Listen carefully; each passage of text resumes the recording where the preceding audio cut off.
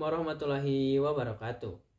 Salam Om Swastiastu, Namo Buddhaya, salam kebajikan, salam Pancasila. Perkenalkan, nama saya Muhammad Rusdan Abdul Hadi dari kelas 2023A Prodi Pendidikan Pancasila dan Kewarganegaraan. Dalam melaksanakan sesuatu, tentu harus ada tujuannya. Nah, begitu pula dalam sebuah pembelajaran.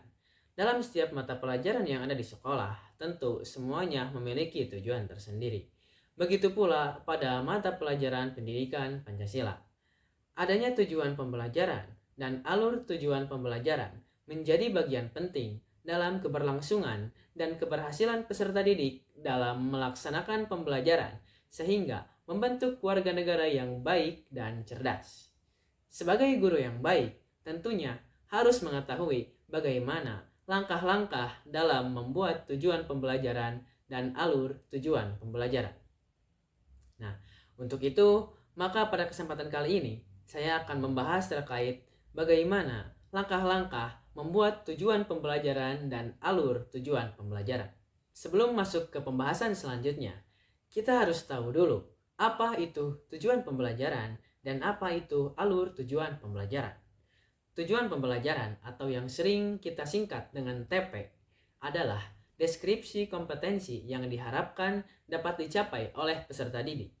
Nah, sedangkan alur tujuan pembelajaran atau sering kita singkat dengan ATP adalah rangkaian tujuan pembelajaran atau TP yang disusun secara sistematis dan logis untuk mencapai capaian pembelajaran di akhir suatu fase. Perbedaan dari TP dan ATP ini terletak pada fungsinya. Untuk tujuan pembelajaran atau TP menjelaskan secara spesifik apa yang diharapkan dan dicapai oleh peserta didik. Sedangkan alur tujuan pembelajaran adalah bagaimana cara guru menjelaskan urutan dari tujuan pembelajaran tersebut. Nah, perlu diketahui oleh rekan-rekan semuanya bahwasannya dalam pembentukan TP dan ATP itu adalah sudah menjadi hak bagi guru.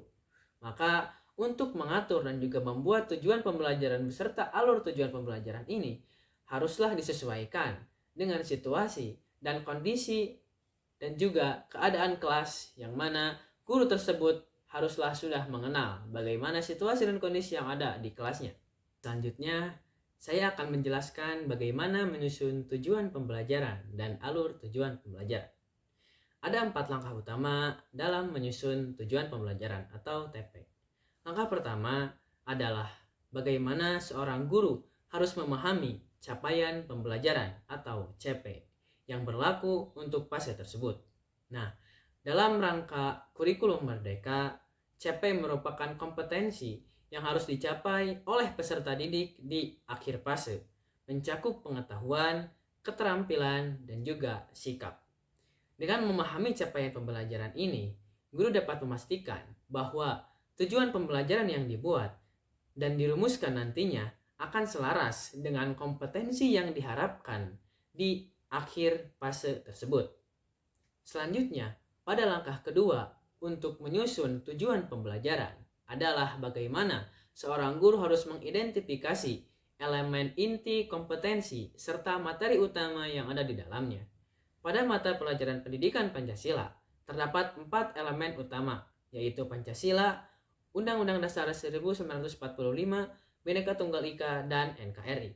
Selain itu, guru juga harus mengidentifikasi materi utama yang berkaitan dengan elemen tersebut. Dengan identifikasi ini, tujuan pembelajaran bisa fokus dan bisa lebih relevan.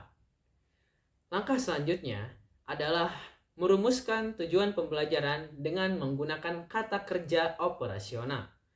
Kata kerja operasional ini terdapat dalam taksonomi Bloom atau taksonomi Anderson yang sudah disempurnakan. Kata tersebut dapat menggambarkan bagaimana perilaku siswa yang dapat diamati dan dapat diukur. Kata kerja operasional tersebut misalnya ada mengidentifikasi, menganalisis, menjelaskan, menerapkan, dan sebagainya. Dengan penggunaan kata kerja tersebut, maka aktivitas pembelajaran dan asesmen dapat disusun lebih efektif. Untuk langkah terakhir, yaitu seorang guru harus memastikan bahwa tujuan pembelajaran ini dapat terukur dan dapat di-asesmen. Artinya, seorang guru harus bisa menyusun indikator pencapaian yang jelas, serta bentuk asesmen yang sesuai dengan tujuan. Nah, setelah kita menyusun tujuan pembelajaran yang telah kita buat sebelumnya, itu akan menjadi dasar dalam membentuk alur tujuan pembelajaran. Nah, untuk membentuk alur tujuan pembelajaran, seorang guru harus mengetahui langkah-langkah berikut.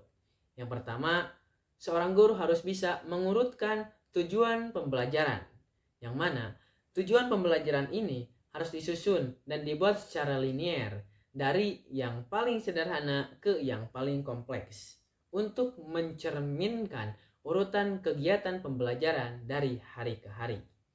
Dan tentunya harus ada kesinambungan antara tujuan pembelajaran dalam satu fase pembelajaran. Kemudian selanjutnya, seorang guru harus menentukan ruang lingkup materi yang akan diajarkan. Seorang guru harus menentukan materi utama apa dan ruang lingkup materi apa yang akan diajarkan untuk setiap tujuan pembelajaran yang telah diurutkan. Nah, kemudian untuk satu tujuan pembelajaran itu bisa mencakup lebih dari satu materi. Jadi, satu tujuan pembelajaran dapat mencakup lebih dari satu materi. Kemudian selanjutnya, seorang guru harus dapat melihat waktu ataupun jam pelajaran. Nah, di sini seorang guru harus pintar dalam bagaimana dia menentukan jumlah jam pelajaran yang dibutuhkan untuk setiap tujuan pembelajaran yang sudah tadi dibuat. Kemudian selanjutnya, sesuai dengan apa yang tadi ketika tujuan pembelajaran dibahas, bagaimana seorang guru harus bisa merencanakan asesmen yang akan dilakukan. Nah, merencanakan jenis asesmen pun misalkan itu asesmen formatif atau asesmen sumatif yang akan digunakan untuk mengukur pencapaian di setiap tujuan pembelajarannya. Jadi asesmen ini adalah bertujuan untuk mengukur keberhasilan peserta didik dalam mencapai tujuan pembelajaran yang sudah ditentukan.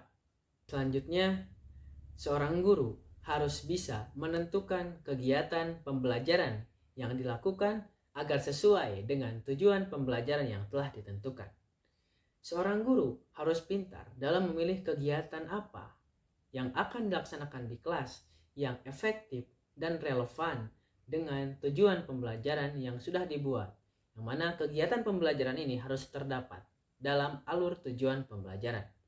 Kemudian yang terakhir adalah bagaimana seorang guru harus mengidentifikasi dimensi dari profil pelajar Pancasila. Yang mana profil pelajar Pancasila ini memiliki 6 dimensi, yaitu beriman, bertakwa kepada Tuhan Yang Maha Esa dan berakhlak mulia, berkebinekaan global, bergotong royong, mandiri, bernalar kritis, dan juga kreatif. Nah, seorang guru harus dapat mengintegrasikan profil pelajar Pancasila ini dalam alur tujuan pembelajaran selama proses belajar mengajar.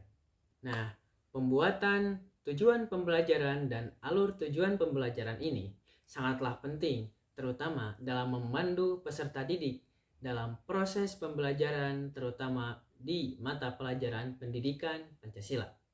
Oleh karena itu, seorang guru haruslah memiliki kompetensi dalam menyusun tujuan pembelajaran dan alur tujuan pembelajaran.